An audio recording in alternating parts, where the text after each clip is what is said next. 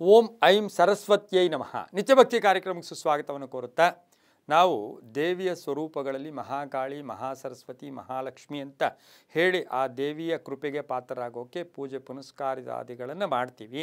ಇವತ್ತಿನ ದಿವಸ ಎಲ್ಲರ ಮನೆಯಲ್ಲಿರ್ತಕ್ಕಂಥ ಒಂದು ಸಮಸ್ಯೆಗೆ ಒಂದು ಸೂಕ್ಷ್ಮ ಪರಿಹಾರ, ಒಳ್ಳೆಯ ಪರಿಹಾರ ಈ ಸಮಯಗಳಲ್ಲಿ ಆಷಾಢ ಮಾಸದಲ್ಲಿ ಬಹು ವಿಶೇಷವಾಗಿ ನಮಗೆ ಆ ಸೂಕ್ಷ್ಮ ಪರಿಹಾರದಿಂದ ಬಹಳಷ್ಟು ನಮಗೆ ಅದರ ಫಲ ಕೂಡ ಸಿಗ್ತಕ್ಕಂಥದ್ದು ಆಗಿರುತ್ತೆ. ಅದುವೇ ನಾವು ಇವತ್ತಿನ ದಿವಸ ಸರಸ್ವತಿ ದೇವಿಯ ಹೆಸರು ಎಲ್ಲರೂ ಕೇಳಿದ್ದೀವಿ, ಆದರೆ ಬಹಳ ವಿಶೇಷವಾಗಿರ್ತಕ್ಕಂಥದ್ದೇ ನೀಲಾ ಸರಸ್ವತಿ ದೇವಿ. ನೀಲಾ ಸರಸ್ವತಿ ದೇವಿ ಏನು ಈ ಹೆಸರು ಕೆಲವರಿಗೆ ಎಷ್ಟೋ ಜನಕ್ಕೆ ಗೊತ್ತಿಲ್ಲ. ಸರಸ್ವತಿಯಲ್ಲಿ ನಾವು ಶಾಂತಿ ರೂಪ, ಸೌಮ್ಯ ರೂಪ, ಜ್ಞಾನಕ್ಕೆ ಕಾರಕಳು, ವಿದ್ಯೆಗೆ ಕಾರಕಳು, ಹಾಗೆ ಬುದ್ಧಿಗೆ ಕಾರಕತ್ವ ಇರತಕ್ಕಂಥದ್ದು ಸರಸ್ವತಿ.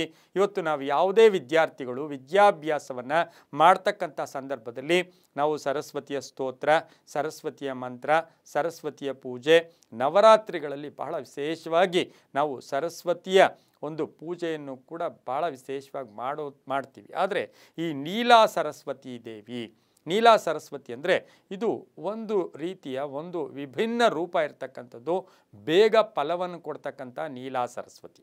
ಆ ನೀಲಾ ಸರಸ್ವತಿ ಅಂದರೆ ಈಕೆ ಜ್ಞಾನ ದೇವತೆ, ಜ್ಞಾನ ಕೊಡ್ತಕ್ಕಂಥದ್ದು, ಬುದ್ಧಿ ಕೊಡ್ತಕ್ಕಂಥದ್ದು. ಇವತ್ತು ಎಲ್ಲ ವ್ಯವಹಾರಗಳಿಗೂ ಕೂಡ ಕಾರಣ ಏನು ಅಂದರೆ ನಮ್ಮ ಬುದ್ಧಿ, ತಿಳುವಳಿಕೆ, ನಮ್ಮ ಪ್ರಜ್ಞೆನೇ ಮೂಲ ಕಾರಣ.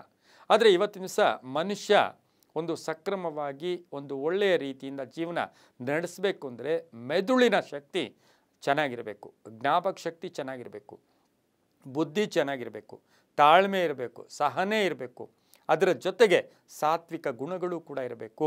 ಇವತ್ತು ನಮ್ಮ ಮಕ್ಕಳು ಒಳ್ಳೆಯ ಉನ್ನತ ಸ್ಥಾನಕ್ಕೆ ಹೋಗಬೇಕು, ಚೆನ್ನಾಗಿ ಓದಬೇಕು, ಮಕ್ಕಳಿಗೆ ಕೋಪ ಕಡಿಮೆ ಆಗಬೇಕು, ಮಕ್ಕಳಿಗೆ ಪ್ರಜ್ಞೆ ಚೆನ್ನಾಗಿರಬೇಕು, ಜ್ಞಾಪಕ ಶಕ್ತಿ ಚೆನ್ನಾಗಿರಬೇಕು, ಸ್ಮರಣ ಶಕ್ತಿ ಚೆನ್ನಾಗಿರಬೇಕು ಅಂದರೆ ಈ ನೀಲಾ ಸರಸ್ವತಿಯ ದೇವಿಯ ಸ್ತೋತ್ರ ಇರ್ಬೋದು. ದಿನಕ್ಕೆ ಒಮ್ಮೆಯಾದರೂ ನೀಲಾ ಸರಸ್ವತಿಯ ಆ ತಾಯಿಯ ಸ್ಮರಣೆ ಮಾಡ್ಕೊಳ್ಳೋದ್ರಿಂದ ಸಾಕಷ್ಟು ಶುಭ ಆಗೋ ಜೊತೆಗೆ ಈಗ ಈ ಆಷಾಢ ಮಾಸದಲ್ಲಿ ನೀಲಾ ಸರಸ್ವತಿಯ ಪೂಜೆ ಹೇಗೆ ಮಾಡಬೇಕು, ಆ ನೀಲಿಯಾಗಿರ್ತಕ್ಕಂಥ ಆ ತಾಯಿ ತಾರಾದೇವಿಯ ಇವತ್ತಿನ ದಿವಸ ಎಷ್ಟೋ ಶಕ್ತಿಗಳು, ಒಂದು ಶಿಷ್ಟ ಶಕ್ತಿ ಇದೆ, ಒಂದು ದುಷ್ಟ ಶಕ್ತಿ ಇದೆ, ಒಂದು ಅತಿ ವಿಶೇಷವಾದ ಶಕ್ತಿ ಇದೆ. ಅಂತಹ ದೈವ ಶಕ್ತಿಗಳಲ್ಲಿ ಸರಸ್ವತಿ ಇನ್ನೊಂದು ರೂಪವೇ ನೀಲಾಶಕ್ತಿ. ಇದು ತಾಂತ್ರಿಕ ವಿಧಿವಿಧಾನಗಳಲ್ಲಿ ಈ ತಾಯಿಯ ಉಲ್ಲೇಖ ಇದೆ. ಬುದ್ಧಿವಂತಿಕೆಗೆ, ಜ್ಞಾನಕ್ಕೆ, ಕಲಿಕೆಗೆ, ನಮ್ಮ ಮಗು ಪ್ರಜ್ಞೆನೇ ಇಲ್ಲ, ಮೆಮೊರಿ ಇಲ್ಲ, ಓದ್ತಾ ಇಲ್ಲ, ಹೇಳಿದ ಮಾತು ಕೇಳಲ್ಲ, ಹಠ ಸ್ವಭಾವ, ಅವನಿಗೆ ವಿದ್ಯಾಭ್ಯಾಸದಲ್ಲಿ ಗಮನನೇ ಇಲ್ಲ ಅಂತಕ್ಕಂಥವರು ಈ ತಾಯಿ ಪೂಜೆಯನ್ನು ಮಾಡಲೇಬೇಕು. ಈ ಆಷಾಢ ಮಾಸದಲ್ಲಿ ಇದೇನು ಉಗ್ರ ಸ್ವರೂಪ ಅಲ್ಲ, ತಾಯಿಯಲ್ಲಿ ಏನು ವಿಶೇಷವಾಗಿಲ್ಲ. ಆ ಉಗ್ರ ಸ್ವರೂಪ ಯಾರ ಮೇಲೆ ಅಂದರೆ ಆ ಜ್ಞಾನ ಕೊಡೋದ್ರ ಮೇಲೆ. ಆ ಅಜ್ಞಾನವನ್ನು ತೊಡೆದು ಹಾಕಿ ಜ್ಞಾನ ಕೊಡೋ ಆ ಅಜ್ಞಾನ ಅಂತಕ್ಕಂಥ ಆ ದುಷ್ಟಶಕ್ತಿ, ಆ ಕೋಪ ಅಂತಕ್ಕಂಥ ದುಷ್ಟಶಕ್ತಿಯನ್ನು ಹೋಗಲಾಡಿಸಿ ಅಲ್ಲಿ ಶಿಷ್ಟಶಕ್ತಿ ಕೊಡೋಕ್ಕೆ ಈ ನೀಲಾ ಸರಸ್ವತಿಯ ಪೂಜೆ ಮಾಡಬೇಕಾಗಿರುತ್ತೆ. ಶಾಂತಿ ರೂಪವನ್ನು ಕೂಡ ನಾವು ಈಕೆಯಲ್ಲಿ ನಾವು ಪಡೆಯಬಹುದು.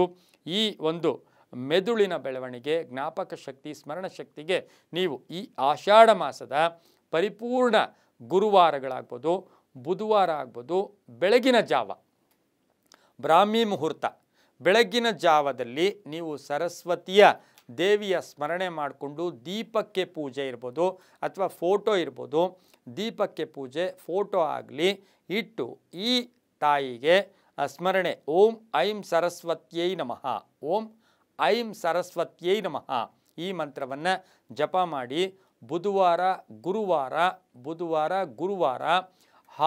ಹಾಲು ಮತ್ತು ಸಕ್ಕರೆ ಆ ದೇವಿಗೆ ಬುಧವಾರ ಅಥವಾ ಗುರುವಾರ ಬೆಳಗಿನ ಬ್ರಾಹ್ಮಿ ಮುಹೂರ್ತದಲ್ಲಿ ಒಂದು ಸ್ವಲ್ಪ ಹಾಲು, ಅದಕ್ಕೊಂಚೂರು ಸಕ್ಕರೆ ಹಾಕಿ ನೈವೇದ್ಯವಾಗಿಟ್ಟು ಓಂ ಐಂ ಸರಸ್ವತ್ಯೈ ನಮಃ ಈ ಮಂತ್ರವನ್ನು ಆ ಮಕ್ಕಳ ಕೈಯಲ್ಲಿ ಹೇಳಿಸಿ, ಆ ಮಕ್ಕಳಿಗೆ ಸ್ನಾನಾದಿಗಳನ್ನು ಮುಗಿಸಿ ಕೂರಿಸಿ ಬೆಳಗಿನ ಜಾವ ಈ ಮಂತ್ರವನ್ನು ಹೇಳಿ ಈ ಹಾಲು ಸಕ್ಕರೆಯನ್ನು ನೈವೇದ್ಯವಾಗಿಟ್ಟು ನೀಲಾ ಸರಸ್ವತ್ಯೈ ನಮಃ ಅಂತಕ್ಕಂಥ ಮಂತ್ರವನ್ನು ಅಥವಾ ಓಂ ಐಂ ಸರಸ್ವತ್ಯೈ ನಮಃ ಈ ಮಂತ್ರವನ್ನು ಹೇಳಿ ಆ ಹಾಲು ಸಕ್ಕರೆಯನ್ನು ಆ ಮಗುವಿಗೆ ಕುಡಿಸಿದ್ದೇ ಆದರೆ ಜ್ಞಾಪಕ ಶಕ್ತಿ, ಮೆದುಳಿನ ಬೆಳವಣಿಗೆ, ಸ್ಮರಣ ಶಕ್ತಿ ಎಲ್ಲವೂ ಕೂಡ ಈ ಆಷಾಢ ಮಾಸದಲ್ಲಿ ಮಾಡಿದ್ರೆ. ಯಾಕೆಂದರೆ ಸರಸ್ವತಿ ಪೂಜೆಗೆ ನಾವು ಯಾವಾಗಲೂ ವಸಂತ ಪಂಚಮಿಗೆ ಪ್ರಾಶಸ್ತ್ಯ ಕೊಡ್ತೀವಿ, ಹುಣ್ಣಿಮೆಗೆ ಪ್ರಾಶಸ್ತ್ಯ ಕೊಡ್ತೀವಿ, ದಸರಾ ಅಂದರೆ ನವರಾತ್ರಿಗಳ ಸಮಯದಲ್ಲಿ ಪ್ರಾಶಸ್ತ್ಯ ಕೊಡ್ತೀವಿ.